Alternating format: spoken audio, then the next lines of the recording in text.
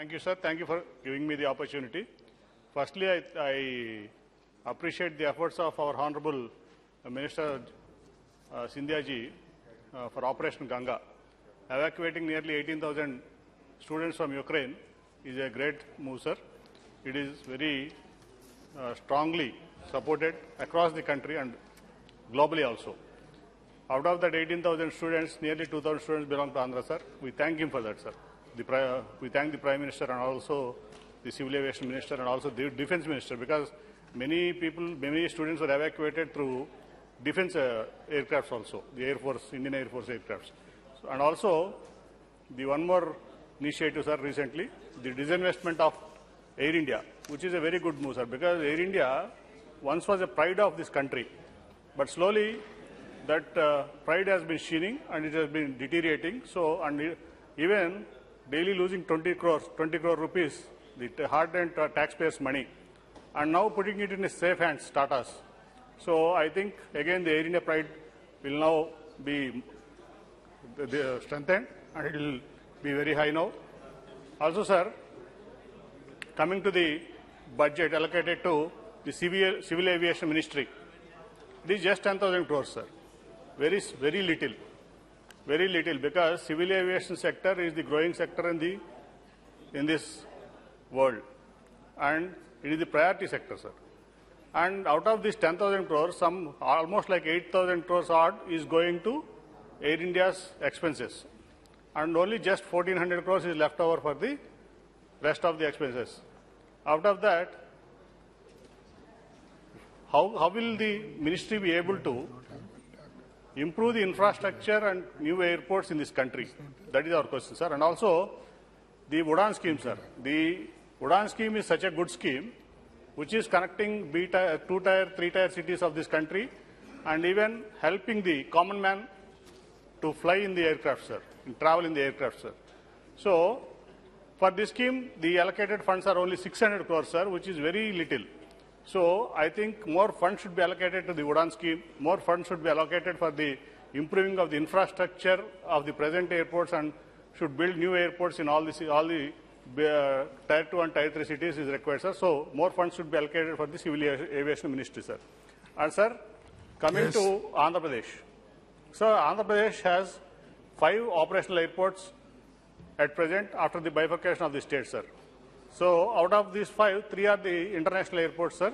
Tirupati, Vijayawada and Visakhapatnam, Kadapa and the Rajahmundry are the domestic airports, sir.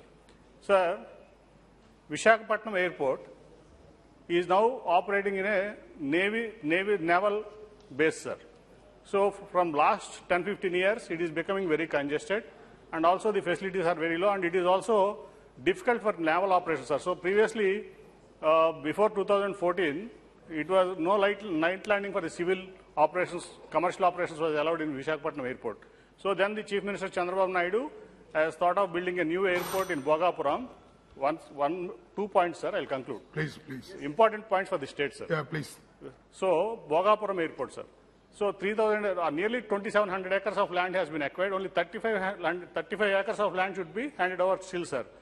And the previous, our Ashok Gajapathraju Garu, who was the Civil Aviation Minister that time, and Chandrababu Naidu Garu allotted that land, and also the NOCs were taken for the land to be handed over to the Airport Authority of India, and after that, a concessionary GMR was given the airport contract, sir.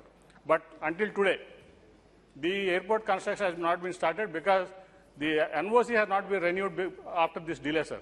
So I request the minister to give you immediate NOC for the Bhogapuram airport, and my constituency Vijayawada, sir, and this is the last point. Sir, Vijayawada airport, it was an airport built by Britishers in the World War II, sir. So, before 2014, it was like a small bus stand, no facilities at all. After that, with the initiative of Chandrababu Naidu Garu, our then Chief Minister, our party leader, and our Civil Aviation Minister, Ashok Gajapathraju Garu, we handed over 700 acres of land taken from the farmers to the airport. Previously, it was 550 acres, sir. Now it became 1,250 acres. But after the change of government, sir, the farmers this land was taken in the Land Pooling Act, sir, and an annuity should be paid for them as per the agreement.